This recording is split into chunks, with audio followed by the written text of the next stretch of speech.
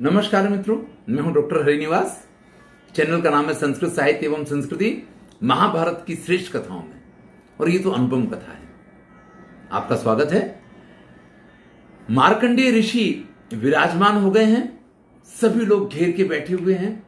बड़ा सुंदर आयोजन है क्योंकि कृष्ण भी वहां उपस्थित हैं, कृष्ण की पत्नी सत्यभामा हैं, पांडव सभी उपस्थित हैं, द्रौपदी वहां हैं, सभी ब्राह्मणों ने उनको घेर रखा है और नारद मुनि का भी आगमन हो गया है। ऐसे में युधिष्ठिर उनसे कहते हैं, देही च देहम संत्यज्य मृग्यमाणः शुभाशुभै कथम संयुज्यते प्रीत्य इहवा द्विज सत्तम।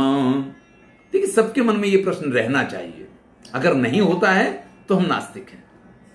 हर आस्तिक व्यक्ति पुनर्जन्म को मानता है, लेकिन व्यक्ति को दूसरा जन्म जब होता है तो किस प्रकार से नए शरीर की प्राप्ति होती है या उसके कर्म किस प्रकार से उसके साथ जाते हैं, इस संदर्भ से प्रश्न पूछ रहे हैं कि देही जो शरीर को धारण करने वाला आत्मा होता है, वो देहम संत्यज्य शरीर का परित्याग करने के बाद शुभाशुभै मृग्यमाणा अपने शुभ और अशुभ कर्मों के बीच में विचरण करता हुआ किस प्रकार से क्या व्यवहार करता है, यानी मरने के बाद व्यक्ति की गति क्या होती है, कैसे कहां जाता है, उसके अपने कर्म कैसे उसके साथ जाते हैं, कैसे उसको उसका फल मिलता है, ये मुख्य प्रश्न है। एह लौकिक मेवे है उताहो परलौकिकम क्वच कर्माणि तिष्ठन्ति जंतो प्रेतस्य भार्गव। और फिर प्रश्न करते हैं कि व्यक्ति को अपने कर्मों का फल इसी लोक में भोगना होता है या परलोक जैसी कोई व्यवस्था है जहां जाकर के मरने के बाद उसको अपने कर्मों का फल भोगना पड़ता है। देखिए, प्रश्न तो विशिष्ट है। मैंने इसीलिए कहा था कि इस वीडियो को आप भूल नहीं सकते, छोड़ नहीं सकते, क्योंकि यह प्रश्न हर व्यक्ति के मन में रहता है। तब मार्कंडेय ऋषि कहते हैं, निर्मलानि शरीराणि विशुद्धानि शरीरिणान् ससर्ज धर्म तंत्राणि पूर्वोत्पन्नः प्रजापति। भाई देखिए, ब्रह्मा जी ने सबसे पहले प्रत्येक व्यक्ति की जो संरचना की थी वो शुद्ध विशुद्ध सात्विक निर्मल शरीर सबको प्रदान किया, और धर्मतंत्राणे धर्मशास्त्रों का भी विधान किया कि आप इन कार्यों को करेंगे तो ये धर्म कार्य माने जाएंगे, इनके कारण आपको पुण्यों की प्राप्ति होगी, और जब आपको पुण्यों की प्राप्ति होगी तो आपका जीवन सफल रहेगा। आप जिस प्रकार से शुद्ध और निर्मल शरीर लेके उत्पन्न हुए हैं? कोरी चदरिया आत्मा मोरी मैल है माया जाल। तो जब ब्रह्मा के पास से जन्म हुआ पहली बार, अब तो कितने जन्म बीत चुके हैं ना, पहली बार जब जन्म हुआ तो ब्रह्मा ने एक निर्मल और शुद्ध शरीर की रचना की थी, और उसके साथ धर्मशास्त्रों का भी प्रणयन करके यह बताया कि आप इन आचरणों को करें। और जब धर्मशास्त्र ये कहते कि ये आचरण करें तो उसका अर्थ यह भी होता है कि यह आचरण ना करें। अमोघ फल संकल्पः सुब्रतः सत्यवादिनः ब्रह्मभूता नरः पुण्या पुराणाः कुरु सत्तम। जो प्रारंभिक काल था, सतयुग के समय की बात कर रहे हैं कि उस समय व्यक्ति ऐसे कठिन व्रतों का पालन किया करता था कि जिनसे उनको अमोघ फलों की प्राप्ति होती थी। सब सुव्रत का आचरण करने वाले थे, सब सत्यवादी थे, सब ब्रह्म यानी ईश्वर में विश्वास रखने वाले थे, सब पुण्यात्मा थे, और सभी बहुत लंबा आयुष्य उनका हुआ करता था। देखिए, जब व्यक्ति गलत काम नहीं करेगा, जब व्यक्ति को किसी प्रकार की चिंता नहीं होगी, जब व्यक्ति को किसी के पास द्वेष नहीं है, व्यक्ति को किसी प्रकार की समस्या नहीं है, तो मृत्यु का कोई कारण तो होना चाहिए भैया। अगर हार्ट अटैक आना तो उसका भी कोई कारण चाहिए, कोई ना कोई निमित्त होता है तभी व्यक्ति मरता है। बिना निमित्त के आपने कभी भी किसी की मृत्यु होते नहीं देखी होगी। चाहे सांप काटे, चाहे एक सीढ़ी से गिर के मरे, चाहे ऊपर से गिर के मरे, किसी भी कारण कोई ना कोई निमित्त होगा। लेकिन जब व्यक्ति धर्म का आचरण करता है, सभी प्रकार की व्रत नियम योग क्रियाओं का वो पालन करता है, तो वो वो जो है ना एक निमित्त, वो भी खड़ा नहीं होता है। कैसे लोग थे इस समय के, सतयुग के लोगों की बात करते हैं। दृष्टारो देव संघानाम ऋषीणाम चा महात्मनाम प्रत्यक्षा सर्वधर्माणाम दांता विगत मत्सराह। किसी प्रकार के पाप नहीं थे, इसलिए देवताओं का साक्षात दर्शन करने वाले थे, ऋषियों से साक्षात वार्तालाप करने वाले थे। और इतना ही नहीं, उनके दर्शन करने के लिए ये जितेंद्रिय ईर्ष्या रहित सभी लोग जो थे, विगत मत्सराह शब्द का प्रयोग किया है। ये लोग आकाश मार्ग से गति कर सकते थे। यानी आज अगर हम नहीं उड़ पाते हैं, आज पक्षी अगर उड़ पाते हैं, तो पक्षी असत्य का आचरण नहीं करते हैं, पक्षी कोई ऐसा गलत कार्य नहीं करते हैं, प्रकृति के विरुद्ध वो आचरण नहीं करते हैं। आज भी वो तिर्यक योनि में जाने के बाद भी सत्यनिष्ठ हैं, इसलिए संभवतः वो उड़ पाते हैं। व्यक्ति उस समय आकाशगामी भी था। आसन वर्ष सहस्त्रियां तथा पुत्र सहस्त्रियां, हजारों वर्ष का उनका आयुष्य हुआ करता था और हजारों संतानों के वो पिता हुआ करते थे। इस प्रकार का उनका।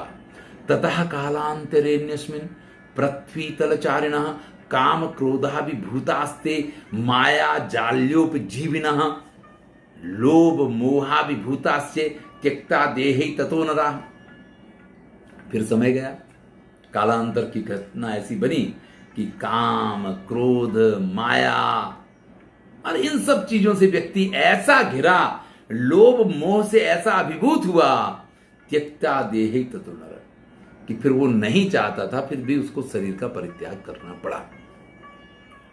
अब मान लीजिए हमारे शरीर में इतने रोग हो गए हैं, हम ना मरना चाहें तो भी मरना तो पड़ेगा भैया। या तो आप निरोगी, योगी और शुद्ध रहें तो आप लंबे जी सकते हैं। लेकिन अगर आपके अंदर ये मोह, माया, छल, कपट, ईर्ष्या, द्वेष, ये तरह तरह की इतनी सारी चीजें हैं कि ये सारी चीजें जो व्यक्ति को शांति से जीने नहीं देती हैं। अशुभई कर्म भी पापा तिर्यक निरय गामिनः संसारेषु विचित्रेषु पच्यमानः पुनः पुनः। और फिर तो स्थिति ऐसी आई कि जब व्यक्ति लोभ, मोह, माया, मत्सर इन सब में पड़ता है तो गलत काम करता है, तो अशुभई कर्म भी, उन अशुभ कर्मों के कारण पाप, वो जो पापात्मा हो जाता है, जो शुद्ध जन्म हुआ था जिसका। तुलसीदास लिखते हैं, भूमि परत भाढ़ावर पानी जनु जी वहीं माया लिपटानी। बारिश हो रही है, बारिश की बूंद आकाश से जब चलती हो तो एकदम स्वच्छ, निर्मल, एकदम शुद्ध जल होता है। इससे अच्छा पेयजल और कोई हो नहीं सकता है। लेकिन पृथ्वी पे, जमीन पे, मिट्टी में गिरने के साथ ही वो कीचड़ हो जाता है। तो अच्छे से अच्छा शुद्ध जल भी जैसे पृथ्वी पे गिर के कीचड़ बन जाता है, इसी प्रकार से जन्म लेने के बाद व्यक्ति माया में ऐसा लिपट जाता है।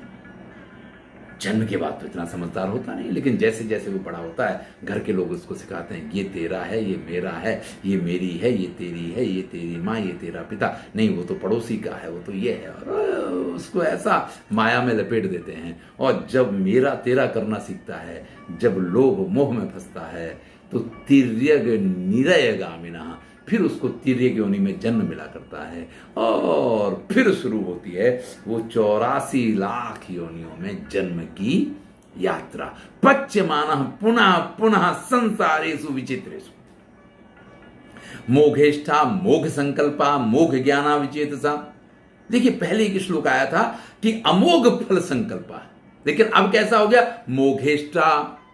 अब तो जो इच्छा करते हैं वही पूरी नहीं होती है। मोघ संकल्पा, अब कोई संकल्प करते हैं तो वो भी अमोघ नहीं होता है। मोघ ज्ञान, अब ज्ञान भी शाश्वत नहीं है। मतलब अब कोई भी चीज ऐसी नहीं है जिसमें कि सत्यता रह गई हो। उसकी इच्छाएं भी इस प्रकार की होती हैं कि एक बार हुई तो वही इच्छा बनी रहे, ऐसा नहीं, रोज बदलती रहती है। संकल्प भी उसके ऐसे होते हैं जो रोज बदलते रहते हैं, और ज्ञान भी उसका ऐसा है कि जो निश्चयात्मक नहीं है, वो दृढ़ निश्चय ही नहीं है।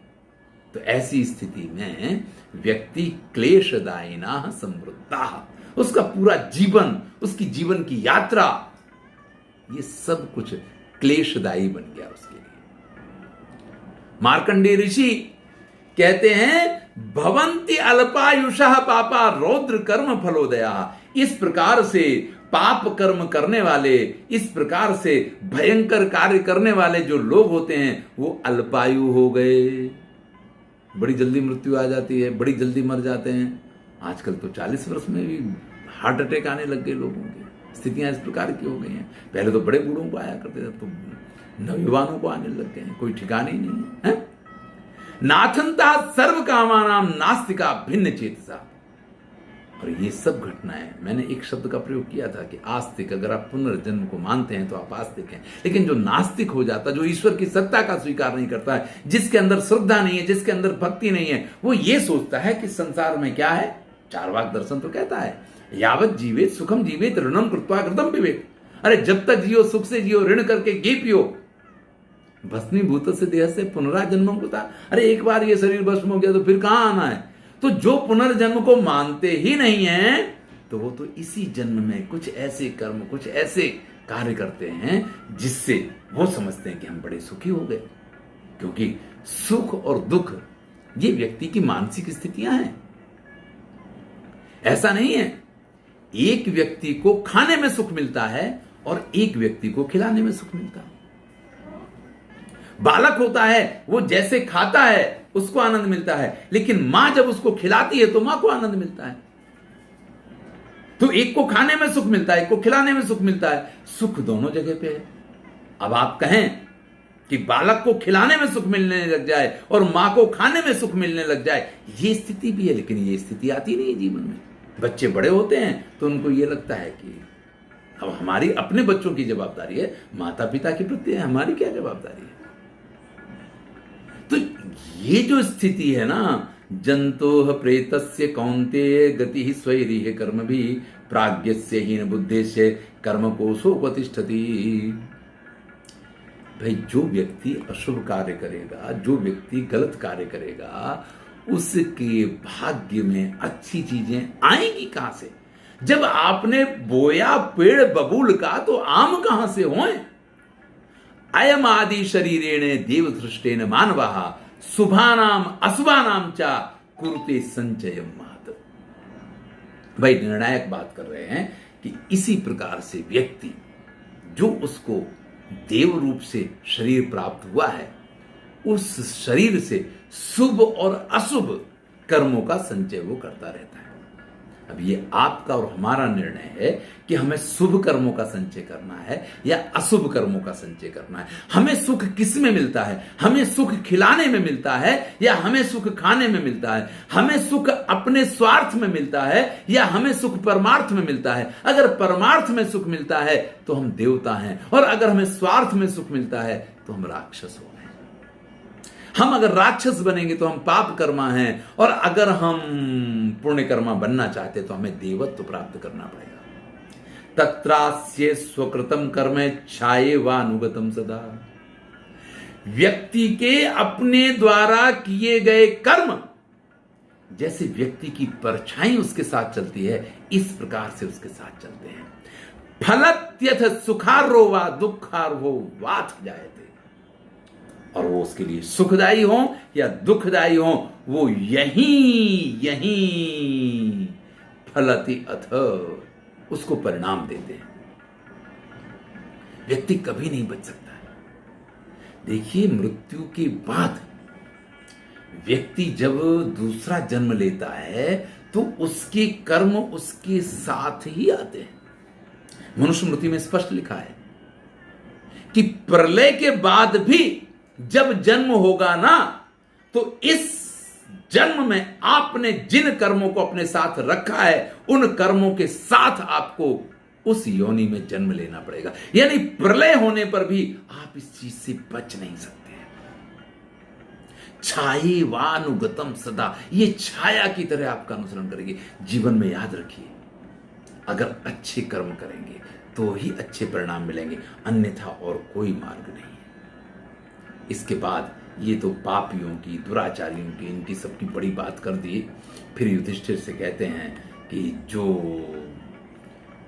धर्मात्मा हैं उनके आचरण कैसे होते हैं, वो कैसा सोचते हैं, वो कैसा करते हैं, इसकी बात करते हैं। ये योग युक्ता तपसी प्रसक्ता स्वाध्याय शीला जरयंति देहान जितेंद्रिया प्राणि वधे निवृत्ता तेषाम असो नाय मरिघ्न लोकः।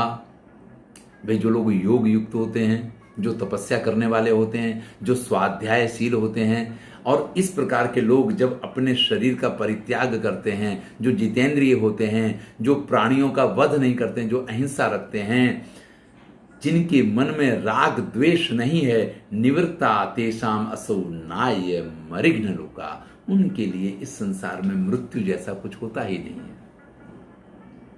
श्रीमद् भगवद गीता में श्री कृष्ण ने इस बात को कहा कि शुचि नाम श्रीमताम गेहे योग दृष्टो विजायते। आपकी यात्रा जहां खत्म होती है उसके आगे आपकी यात्रा शरीर होती है। ठीक है, ये शरीर आपका वृद्ध हो गया, नश्वर है, समाप्त हो गया, लेकिन आपकी यात्रा रुकती नहीं है। आप उससे आगे की अपनी विकास यात्रा पे चलते रहते हैं। तो उनके लिए ये शरीर का परित्याग करना, इसका मतलब ये नहीं कि सब कुछ खत्म हो गया, नहीं, उनकी यात्रा इसके आगे चलती रहती है। ये धर्म में व प्रथमम चरंती धर्मेण लब्ध्वा च धनानि काले दारान वाप्य क्रतुभिर यजन्ते तेषाम अयम चैव परश्च लोकः। बड़ी सुंदर बात कह रहे हैं कि जो अपने प्रथम जीवन में, यानी अपने विद्यार्थी काल में जो धर्म का आचरण करते हैं। आप विद्यार्थी, अगर आपने ठीक से विद्या का अध्ययन नहीं किया है तो पूरी जिंदगी मजूरी करेंगे, गधा मजूरी करेंगे, कुछ भी करेंगे। पेट तो चील कौवे वो भी भरते हैं ना अपना अपना, सभी प्राणी भी अपना पेट भर लेते हैं। आप भी सारी जिंदगी अपना पेट भरते रहेंगे। लेकिन अगर आपने धर्म का, अपने कर्तव्य का पालन किया है, धर्म का निष्ठापूर्वक पालन किया है, तो धर्मेण लब्ध्वा च धनानि काले, तो उस धर्म से आपको धन की प्राप्ति। बचपन में धर्म अर्जित करने की बात मत सोचें। बचपन में जब आप ब्रह्मचारी हैं, आप धर्म का पालन करें, और फिर आपको उस धर्म से जिस धन की प्राप्ति होगी वो धन आपके लिए सुखकर होगा। लोग बाग धन के चक्कर में धर्म को भूल जाते हैं। नहीं, धर्म से अर्जित किया हुआ धन आपको सुख, सुख और सिर्फ सुख देता है। और किसी भी मार्ग से अर्जित किया हुआ धन, चाहे वो भ्रष्टाचार से अर्जित किया हो, चाहे गलत कामों से अर्जित किया हो, आप मान लीजिएगा कि आपको कभी सुखी नहीं बना सकता है। आप उससे कभी सुखी नहीं हो सकते हैं।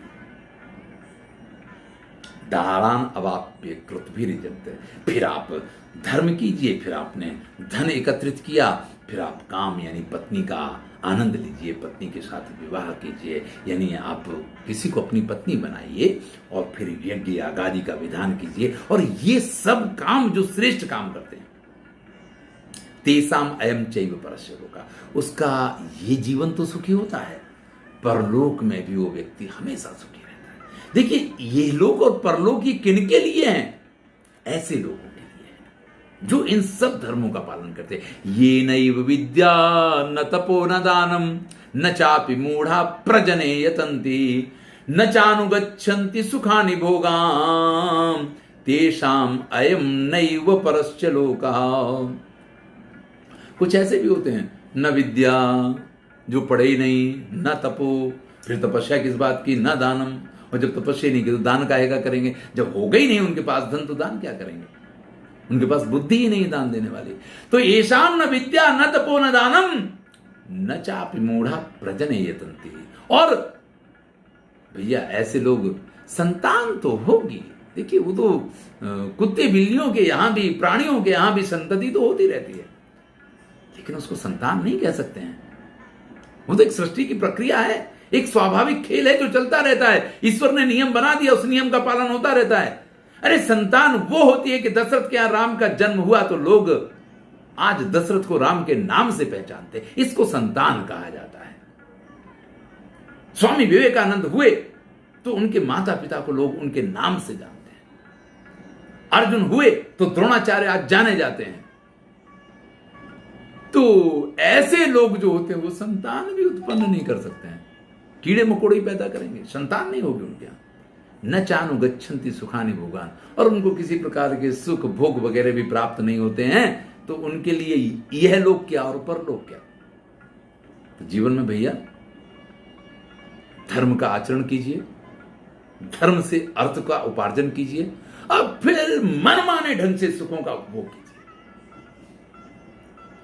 पत्नी, यज्ञ यागादि, श्रेष्ठ जितने कार्य हैं उनको कीजिए। उत्तम संतान के पिता बनिए, उत्तम संतान को जन्म दीजिए, जिनसे आपका नाम रोशन हो, जिनके कारण आपको कभी अपना सिर ना झुकाना पड़े। मार्कंडेय ऋषि कथा सुनाते हैं। मैंने आपसे कहा था, उनकी कथा सुनाई कि मृकंडू के पुत्र हैं, अपने पिता को भी उन्होंने अमर बना दिया। बाकी कौन जानता। लोग आज जन्मदिन मनाते हैं, लेकिन जन्मदिन के जो लोग जन्मदिन मनाते हैं उनको ये कथा सुनाई तो उनको मालूम पड़ेगी क्या जन्मदिन मनाने की चीज है क्या। चलिए, आनंद का उत्सव है कि इस दिन हमारे यहाँ पुत्र का जन्म हुआ था, आप मनाइए, लेकिन इसके साथ बच्चों को संस्कार मिले, उत्तम संस्कार मिले, इसका भी ख्याल आपको रखना बहुत जरूरी है। कृत्वैव कर्माणि महान्ति सूरा तपोदमाचार विचारशीला देवान ऋषीन प्रेत गणांश्च सर्वान् संतर्पयित्वा विधिना परेण। मार्कंडेय ऋषि कहते हैं, इस संसार में जो श्रेष्ठ लोग होते हैं, महांति कर्माणि कृत्वैव सूरा, कहते हैं कि स्त्री को बड़ा आनंद होता है संतान को जन्म देने में, लेकिन उसको सिर्फ आनंद नहीं होता है, उसको मृत्यु के समान पीड़ा भी होती है। उसकी सारी जुबानी खत्म हो जाती है बालक को जन्म देती है तो भैया, जिसने धर्म नहीं किया, जिसने अर्थोपार्जन नहीं किया, और जिसने कभी जीवन में अच्छे ढंग से काम का भी उपार्जन नहीं किया, तो उसने क्या खाक जीवन जिया। अरे, अपनी माता के युवानी रूपी वन को जलाने वाला वो तो एक उसका दुश्मन है, ये शास्त्रों ने कहा है। तो यहां मार्कंडेय ऋषि कहते हैं कि जो व्यक्ति अपने श्रेष्ठ कर्मों से तप दान वगैरह करते हुए देवताओं ऋषियों को और अपने पितरों की तृप्ति का कारण बनता है, उनके कल्याण का मार्ग अपने आप खुला रहता है। धन्यवाद। जीवन में हमें क्या करना चाहिए, इसके लिए बड़ा सुंदर उपदेश यहाँ मार्कंडेय ऋषि ने युधिष्ठिर को सुनाया है। तो हम भी अगर कुछ इसमें से अच्छा लगे तो उसका पालन अवश्य करें। धन्यवाद। मैं हूं डॉक्टर श्रीनिवास और चैनल का नाम है संस्कृत साहित्य एवं संस्कृति। महाभारत की श्रेष्ठ कथाएं चल रही हैं, आनंद लीजिए। अच्छा लगे तो मित्रों के साथ शेयर कीजिए।